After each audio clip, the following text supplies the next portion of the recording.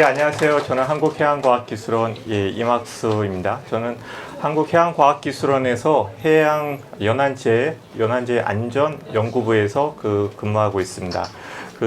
초등학교 학생들을 보니까 굉장히 좀 힘이 나고 굉장히 밝은 것 같습니다. 그래서 진짜 반갑습니다. 제게 주어진 시간이 한 25분 정도 있는 것 같은데요. 제가 오늘 학생들한테 설명할 기후변화, 연안제에 대해서 좀 제가 자세하게 좀 설명드리는 시간을 갖도록 하겠습니다. 강연이라고 하지만 학생들 눈높이에 맞게끔 제가 언제든지 질문을 받겠습니다. 어떤 질문도 좋으니까 이렇게 물어보시면 좋을 것 같습니다. 우선 제가 먼저 질문을 하겠습니다. 한국해양과학기술원을 근처에 가봤다. 손 들어 보십시오.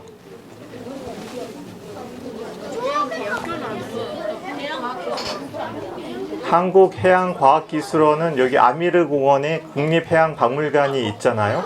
그 옆에 흰색의 큰 건물이 행정동이고 해양대학교 옆에 아미르 공원에 거기에 해양혁신도시에 있는 손 내리십시오. 제가 이렇게 오늘 좀 이렇게 급히 이렇게 오느냐고 이렇게 선물을 못 갖고 왔는데 제가 분명하게 말씀드리겠습니다. 다음에 이렇게 오늘 질문하는 학생들한테는 학교 선생님, 교장 선생님을 통해서 선물을 꼭 전달해 드리도록 하겠습니다. 예.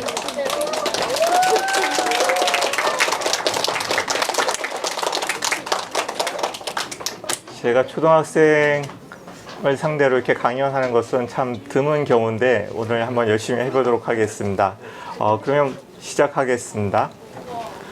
제가 설명드릴 내용은 사실 이 내용이 연안제에 대해서 설명하는 내용인데 초등학생들한테는 좀 어려울 수는 있어요. 하지만 학생들이 앞으로 중학교, 고등학교 가면 배우게 되는 내용이고 앞으로 해양에 관련된 진로나 학업을 한다면 들어보면은 굉장히 유익한 정보가 될 겁니다.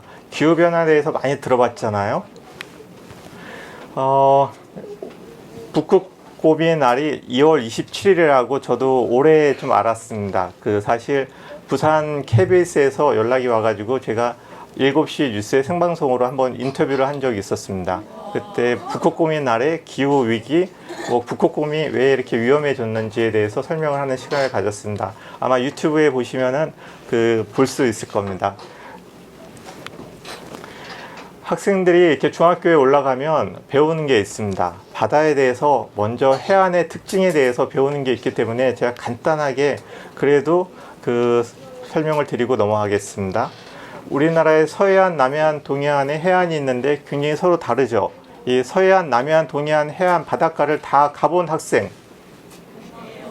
많지는 않네요. 이 부산이 남해안이라고 우리는 하지만 이렇게 부산은 동해바다하고 남해바다하고 만나는 지점이 있습니다. 혹시 동해바다와 남해바다가 만나는 지점을 알고 있는 학생 어디예요? 정확합니다. 제가 학생 꼭 선물을 드리겠습니다. 아마 5, 6도 앞바다에 가보면은 스카이워크가 있고 그 안에 설명하는 이렇게 표지석이 있는데 거기에 동해바다와 이렇게 남해바다가 만나는 지점이다. 사실 그 지점이 맞지만 우리 해양하는 사람들이 봤을 때는 해운대 앞바다, 달맞이 꼭에 그 정도 위치가 이 동해안의 바다 특성과 서해안의 바다 특성이 딱 만나는 지점입니다. 그렇지만 우리는 부산의 9개의 해수욕장을 웬만하면 다 남해안에 있는 이 해안가라고 이렇게 하고 있습니다. 어쨌든 남해안은 다도해가 있고 모래사장도 있지만 굉장히 좀 동해바다와 서해바다의 중간 정도 되는 거고, 동해바다는 이 모래사장이 굉장히 발달되어 있고 해안선이 이렇게 일직선으로 나와 있습니다. 여기에는 많이 들어봤겠지만 침식이 많이 일어나고 있죠. 서해안은 어떻게 보면 갯벌이 발달되어 있고 갯벌에 의해서 조수간만의 차이에 의해서 요즘 조력발전, 조류발전을 많이 하고 있죠. 이 정도 알고 있으면은 기본적으로 이렇게 해안의 특징을 좀 알게 되는 겁니다. 기후변화. 학생 잠시만요. 기후변화에 대해서 이렇게 설명할 수 있는 학생. 그러면 저기 빨간 옷 입은 학생. 기후변화가 뭐예요? 기후변화란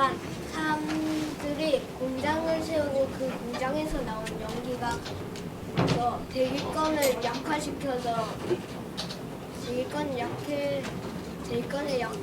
약화시켜서 기후의 변화가 생기는 것을 말합니다. 정확합니다. 박수. 사실 앞에 학생 기후 변화가 뭡니까?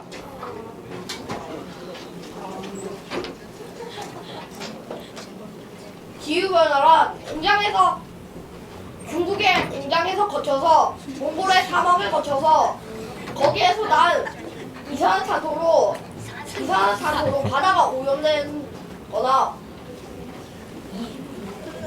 이상기후가 발생되는 것을 기후변화라고 합니다. 한 80점 주겠습니다. 박수. 사실 누구한테도 이렇게 기후변화에 대해서 질문하면 쉽게 답할 수 있는 사람은 제가 볼 때는 많지 않을 겁니다. 왜냐하면 기후변화가 굉장히 좀 어렵거든요. 이 기후변화 많이 들어봤지만 이 기후변화에서 우리가 영향을 이렇게 받는다고 이렇게 많이 느끼고 있고 접하고 있지, 왜 기후변화가 발생하는지에 대해서는 그렇게까지 잘 알려져 있지 않습니다. 근데 과학자들은 기후변화에 대해서 저희가 파악하기로는 어떻게 보면 인간의 활동에 의해서 이산화탄소가 대기 중에 많이 방출되면서 그 기체가 온실효과를 만들어서 태양에서 들어오는 복사율을 가두면서 나타나는 이런 지구온난화라고 볼 수 있거든요. 이 지구온난화가 발생하게 되면 어떻게 될까요? 이 지표의 기온이 올라가게 되고, 그럼으로써 이렇게 바닷물의 수온도 상승하겠죠. 그렇게 되면 이 태풍도 이렇게 바다에서 수증기를 많이 받아가지고 더 강한 태풍이 우리나라 쪽으로 많이 오게 되고, 그런 태풍에 의해서 집중호우가 내리게 되고, 지금처럼 이런 기후변화에서 지구온난화가 한쪽 지역에서는 극심한 열대야, 한쪽 지역에서는 굉장히 심각한 홍수. 우리도 지금 장마를 겪고 있는데, 저도 부산에서 7년 정도 살았지만 이렇게 장마가 오래 가는 거는 또 처음인 것 같습니다. 이것도 다 기후변화에 의한 영향으로 볼 수 있습니다.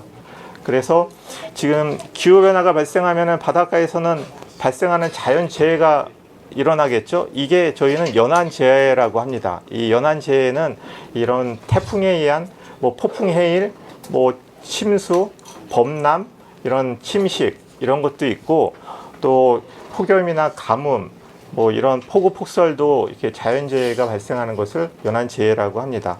조금 더 정밀하게 보면 아까 말씀드린 것처럼 현재 지구의 지표 기온은 과거 1850년에서 1900년보다 지금 지표의 기온이 1.2도 정도 올랐습니다. 1.2도가 별거 아니다고 생각이 들 수 있지만, 앞으로 2030년, 40년 때 1.5도까지 올라가게 되면 지금보다 더 심각한 기후변화에 의한 이런 재해가 발생할 수 있습니다.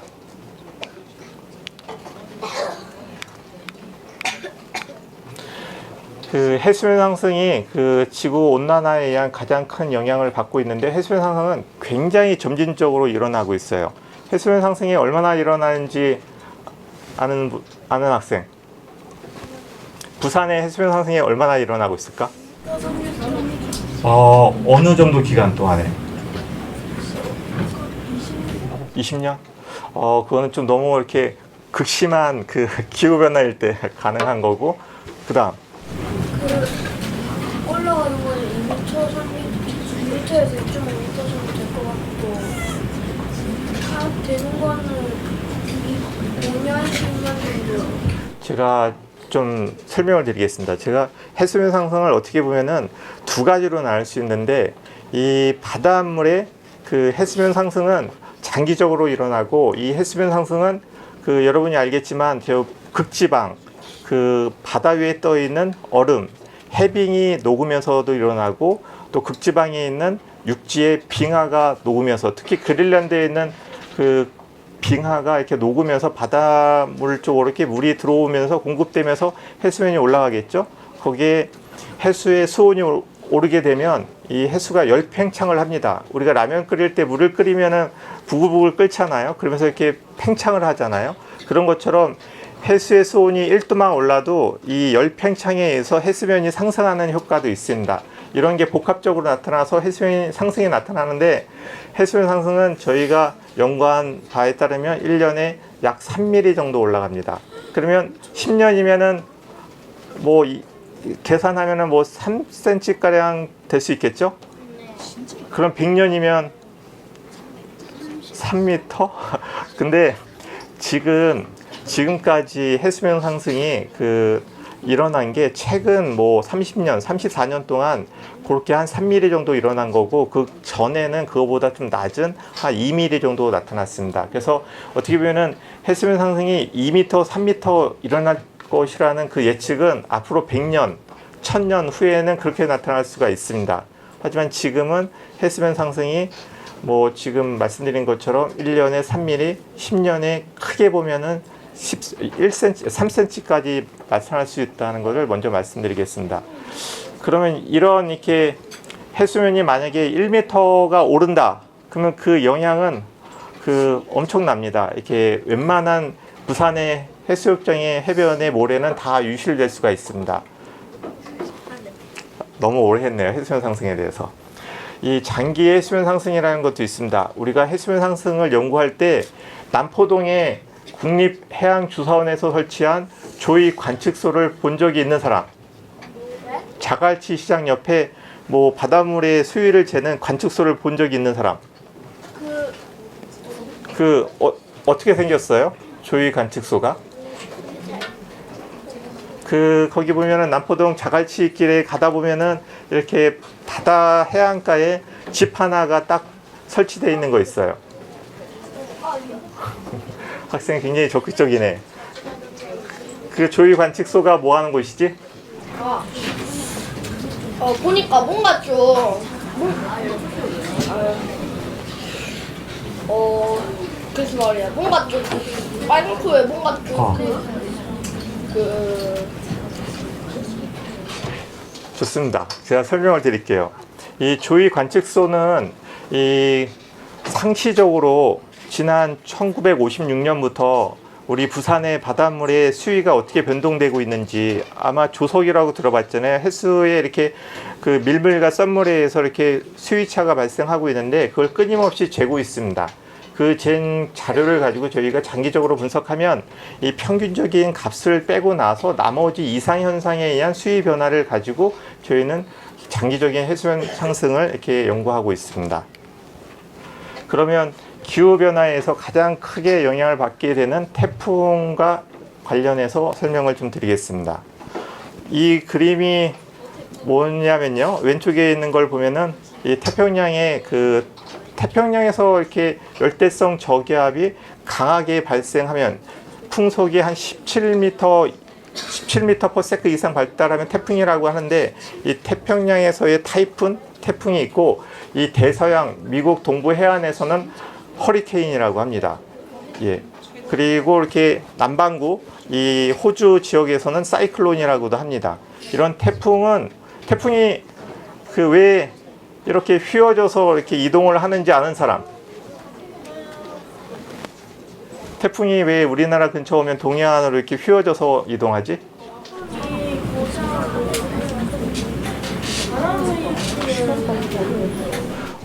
제가 볼 때 90% 이상 맞았습니다.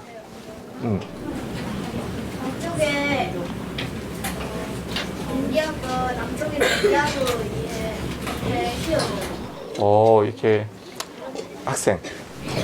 태풍은 바람의 기운을 타고 같이 가서 오는 것 같아요. 이게 거의 학생들이, 저는 이렇게 질문에 답을 잘하는 학생들 처음 봤습니다. 굉장히 적극적인데, 여기 그림을 보면 아마 이렇게 과학 시간에 배울 수도 있을 거예요. 이렇게 태풍은 적도에서 한 15도 정도 위, 북위 15도 정도에서 이렇게 태풍이 발생하는데, 그 지역은 무역풍이 발생합니다. 이 동쪽에서 이렇게 부는 바람이 있고, 우리나라 근처 오면은 편서풍이라 해서 서쪽에서 부는 바람이 있어요. 거기에 지구가 자전을 하면서 발생하는 코릴리오스라는 힘이 있어가지고 우리나라를 오게 되면은 이렇게 오른쪽으로 휘어지게 됩니다. 그런 현상이 있습니다. 어쨌든 이 태풍이 우리나라에 굉장히 많이 발생하고 있는데 그 이유는 이 태평양 적도 부근의 태평양에서의 수온이 상승하면서 수증기를 많이 공급하고 있는데 이게 그 서태평양에서 많이 발생하고 있어요. 그래서 그 한국해양과학기술원은 이런 태풍이 발생하는 메커니즘이나 이 태풍이 발생했을 때 우리나라에 얼마나 영향을 줄지를 저희가 직접 관측을 하고 있습니다. 이게 뭐냐면요, 이 바다를 관측하려면 종합해양과학기지가 있듯이 우리는 무인 그 드론이 있어요. 이 수중 글라이더라 해가지고 이 제주도에서 수중 글라이더를 태풍이 오기 전에 투하합니다. 그러면 이 수중 글라이더가 바닷속을 다니면서 해양의 다양한 정보를 습득을 해요. 그래서 저희는 대기의 정보와 바다의 정보를 같이 분석해서 이 태풍이 어떻게 발생하는지, 아마 학생들이 나중에 중학교, 고등학교 가게 되면은 해양에는 수온과 염분과 밀도가 있고 이런 수온과 염분이 어떻게 변하는지를 배우게 될 겁니다. 이런 태풍에 의해서 이 변화는 이런 해양의 혼합층이라고 있습니다. 이게 섞인다는 거예요. 처음에는 층을 나누고 있는 해양의 그 수층의 그런 변화가 태풍이 오면서 섞이면서 여기에서 다양한 그 생물들의 먹이가 나오기도 하고, 또 부산 앞바다의 해수욕장에 수영을 하는데 이 태풍에 의해서 남쪽의 따뜻한 크로시어 그 해류를 밀고 올라오면은 드디어 이렇게 해수면의 수온이 급격하게 올라가고 있는 그런 현상이 발생합니다. 일단 연안재해에 대해서 좀 간단하게 설명을 다시 한번 드리겠습니다. 연안재해는 사전에 나와 있어요. 이 연안관리법에 그 나와 있는 내용인데, 연안에서 발생하는 폭풍, 해일, 파랑, 조수는 조의 간만에 찹니다. 태풍, 강풍, 해수면 상승 등에 의해서 발생하는 해양에서의 자연 현상 또는 급격한 연안 침식으로 발생하는 재해를 말합니다. 이런 연안 재해의 가장 큰 우리가 이렇게 피해를 보는 게 월파예요. 월파는 바닷물이 초오름인데 그 초오름이 바닷물에 있는 해안 구조물에, 특히 방파제나 호안의 이 마린시티 같은 이 호안의 초오름 현상을 월파라고 합니다. 이런 월파에 대한 피해를 저희가 정확하게 예측할 수 있도록 계산하는 그런 프로그램들을 만들었습니다. 또 이런 태풍이 오게 되면 이 태풍이 어디로 올지, 그 태풍에 의해서 얼마나 피해가 그 발생할지, 이런 것들을 다 시뮬레이션으로 저희가 그 예측하고 대응하는 그런 시스템을 만들었습니다. 여기 딱 보면은 우리나라는 그 기상청에서 태풍에 대한 예보 자료를 이렇게 방송에서 알려주잖아요. 그러면 그 자료를 바탕으로 저희 해양과학기술에서 하는 역할은 이 월파가 얼마나 발생할 것인지, 파도가 얼마나 높을 것인지, 어느 지역에 침수가 발생할 것인지, 침식이 얼마나 어느 지역에서 발생할 것인지, 이런 위험도에 대한 평가를 하고 이걸 알려드리는 역할을 합니다. 이 월파를 한번 보시죠. 월파가 마린시티에 발생한다면 저희는 사전에 먼저 이렇게 예측을 하고 그 월파에 의해서 침수되는 지역이나 그 침수 범위를 사전에 유관기관에 알려주는 역할을 합니다. 이런 시스템은 3D GIS 기반으로 저희가 구현을 했는데요. 요즘 디지털 트윈을 많이 들어봤을 거예요. 이 컴퓨터 가상현실을 이용해 가지고 이 우리가 살고 있는 연안 공간을 컴퓨터 상에 그대로 올려놓고 그 공간에서 해양에 대한 데이터와 예측 자료, 다양한 이런 데이터들을 인공지능을 이용해서 분석해 가지고 이걸 가지고 우리가 현안에 대해서 빨리 대응할 수 있도록 그런 정보를 제공하는 시스템을 개발하고 있습니다. 그런 일환으로 저희가 만들고 있는 게 태풍에 대한 시뮬레이션, 월파에 대한 시뮬레이션, 연안 침식에 대한 시뮬레이션이 있고, 이런 시뮬레이션을 그 손쉽게 할 수 있도록 이런 시스템을 통해서 저희가 구현한 결과들을 제공하고 있습니다. 이 시스템은 뭐 경상남도, 마산, 포항, 뭐 서울, 뭐 이렇게 서해안에서도 사용하고 있는 시스템입니다. GIS에 대해서 아마 학생들이 잘 모르겠지만 이렇게 지리 정보 이렇게 시스템이라고 좀 알고 있으면 됩니다. 이 연안 침식 아까 말씀드렸는데 동해안에 굉장히 심각하게 발생하고 있는데, 연안 침식이 발생하는 이유는 태풍이나 이 돌풍에 의한 이 너울성 파도가 해안에 모래사장에 들어오게 되면 침식이 크게 발생합니다. 이런 침식을 대응하기 위해서 저희가 해안에 대한 실태 조사를 하고 있어요. 이 국립해양조사원이나 한국해양과학기술원이나 전문기관들이 우리나라 360개의 해안에 대해서 모니터링을 하고 있습니다. 이 모니터링한 결과를 바탕으로 침식 등급을 만들고 침식에 대한 위험성 평가를 통해서 저희가 그 연안 정비 사업을 해수부를 통해서 추진하고 있는 겁니다. 그래서 부산의 이 해운대나 송정에 가보면 그 모래를 이렇게 붓는 양빈 같은 그런 공법도 하고 있고요. 또 그 안에는 수중 방파제를 쌓아서 모래가 빠져나가는 걸 좀 막는 그런 그 역할도 하고 있습니다. 이런 연안 침식에 대해서는 그 정밀한 이렇게 관측이나 모니터링을 통해서 저희가 이 현상을 좀 이해하고 이 현상이 어떻게 발생하는지 어떻게 막아야 되는지에 대해서 연구를 하고 있습니다.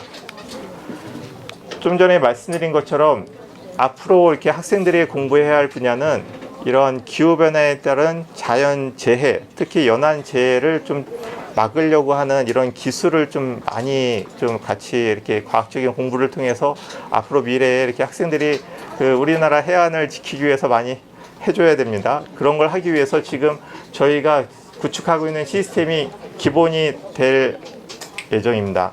지금 저희가 지금 구축하고 있는 게 부산셋이라고 이렇게 초소형 위성을 날리는 거에 대해서 아는 사람 들어본 사람이 많지 않네요. 이 부산에서는 지자체 최초로 미세먼지를 관측할 수 있는 부산 초소형 위성을 2기를 개발을 했습니다. 그래서 지금 나사하고 같이 협의해서 올해 말이나 내년 초에 그 올릴 건데요. 지자체 최초로 부산에서 초소형 위성을 통해서 부산의 연안재해나 자연재해를 모니터링을 할 수 있는 그런 데이터가 나오게 됩니다. 그 데이터를 활용하려면은 플랫폼이 있어야 되겠죠. 이 데이터를 가지고 어디에다 어떻게 쓸 것인지 그걸 저희가 개발하고 있습니다. 지금 이런 시스템인데요. 뭐 해수면 상승뿐만 아니라 항만에서의 발생하는 다양한 대기 오염, 항만에 대한 디지털 항만을 운영하기 위한 시스템이 이런 위성, 뭐 해양에 대한 다양한 실시간 모니터링 예측 체계 가지고 하는 겁니다. 이런 시스템을 개발하고 있고 저희가 부산 해양 스마트 시티에 대한 기본 플랫폼을 개발했습니다. 이 북항에는 앞으로 이렇게 부산 한 그 개발 계획에 따라서 많이 변하고 있잖아요. 이런 시스템을 통해서 저희가 해양 스마트 시티, 이 바다에서 이렇게 연안재해로부터 이렇게 좀 안전하게 도시를 이렇게 계획하고 운영할 수 있는 시스템을 개발하고 있습니다. 벌써 결론이네요. 제가 질문하겠습니다. 그러면 지금까지 좀 간단하게 설명했는데 기후변화에 대해서 다시 한번 설명할 수 있는 학생. 저기 뒤에 있는 학생. 기후변화가 뭡니까? 이거 복습하는 겁니다. 연쇄열이 나가는 걸 막으면서 내 온도가 상승해서 기후의 변화를 나타내는 거. 와, 얘 거의 100점. 오늘 강연한 보람이 있습니다. 그럼 두 번째, 이 연안재해에 대해서 설명할 수 있는 사람. 연안재해. 그동안 열심히 설명했는데 바다에서 발생하는 자연 현상, 연안재해에 대해서 설명할 수 있는 학생.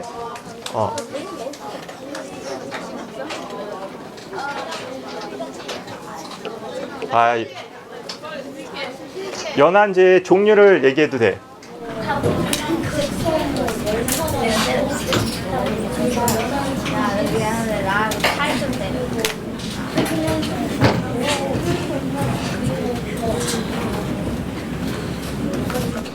거의 한 90점 됩니다. 이렇게 연안지에 다시 한번 복습하겠습니다.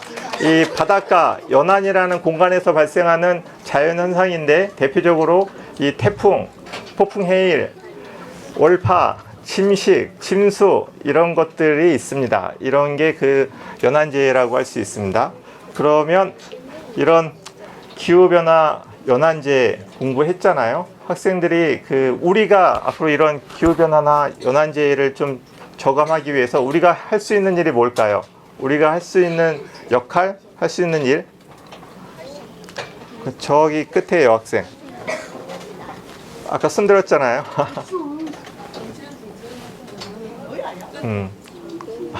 그러면 그 학생, 우리가 어떻게 해야 돼? 기후변화나 연안재해를 막기 위해서. 발전도 중요하지만 유니폼 시설을 좀 그 거의 한 80점입니다. 그 두 번째 학생.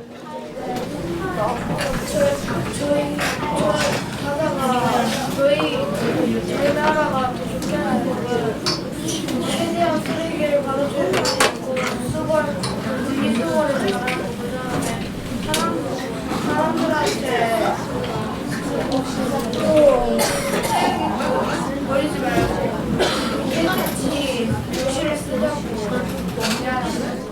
좋습니다. 이 어떻게 보면은 이렇게 국가가 할 일이 있고 뭐 전문기관이 할 일이 있고 학생들이 할 일이 있어요. 국가 차원에서는 이산화탄소를 배출하는 것을 최대한 좀 막고 신재생에너지 이런 뭔가 이렇게 그 천연 뭐 해상풍력이나 뭐 조류발전 뭐 이렇게 이런 재생에너지를 많이 생산을 해야 되는 거죠. 그게 국가에서 해야 할 일이고 전문기관에서는 이 기후변화나 연안지혜를 최대한 저감하려고 이런 대응 기술을 만드는 거고 학생들은 에너지 절약을 하거나 뭐 쓰레기 배출을 줄이거나 이런 거에 대해서 의식을 갖고 있으면 되는 겁니다. 지금 여기 나오는 이 장면은 제가 이렇게 부산에 와서 첨단 해양산업 오픈랩이라는 것을 좀 만들었습니다. 여기는 지금 학생들처럼 초등학생들보다 중학생, 고등학생, 대학생, 해외에서 많은 분들이 와가지고 이렇게 자연재해, 연안재해, 기후변화에 대해서 강연도 듣고 직접 체험도 하고 시연을 좀 하는 공간입니다. 아마 학생들도 기회가 되면 방문해서 직접 이 태풍에 대해서, 월파에 대해서 이런 걸 직접 체험해 볼 수 있는 기회를 가질 수 있을 것 같습니다. 마지막으로 한 가지만 더 말씀드리겠습니다. 한국해양과학기술원은 동삼동 해양로 385번지 바로 옆에 있잖아요. 학생들한테 뭐 매일 개방은 되어 있지는 않지만 얼마든지 선생님께 말씀드리면은 저희 홍보실을 통해서 해양과학기술원이 어떤 연구를 하는지 뭐 이런 체험을 할 수 있는 기회가 있습니다. 거기서 다시 뵙도록 하겠습니다. 감사합니다.